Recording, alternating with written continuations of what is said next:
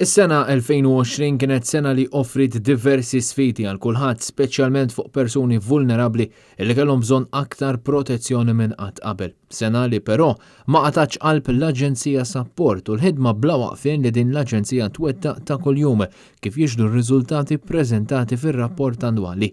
Dawn ir-riżultati kienu ppreżentati lill-midja waqt konferenza tal-aħbarijiet li kienet indirizzata mill-kap eżekuttiv ta' Aġenzija Support Ruċi Berras. Kanna morru online, ovvjament minħabba li ma stajniex niltaqgħu fiżikament f'ċertu servizzi, però da ma jfissirx li aħna l-interventi tagħna ma minnihomx. Fil-komunità aħna bqajna dejjem bqajna morru għand il-familji, anzi f'każijiet fejn kien ikun hemm emerġenzi konna iktar naqdu lil persuni b'diżabilità u l-familji tagħhom.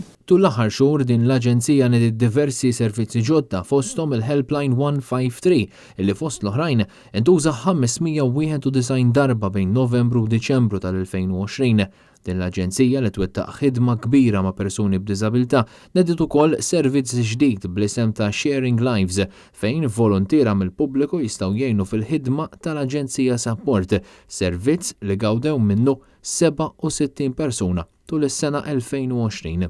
Aħna għandna servizz li huwa Sharing Lives, dan huwa servizz fejn nies b'mod volontarju jistgħu jgħinu persuni b'diżabilità fil-ħajja soċjali tagħhom biex joħorġuhom jagħmlu ħbieb magħhom u aħna nkunu qegħdin insegwu wkoll u ngħinu dawn il-persuni li jagħmlu dax-xogħol b'mod volontarju. Aġenzija Support qed tilqa' lil kull min hu interessat biex jgħin f'din l-inizjattiva.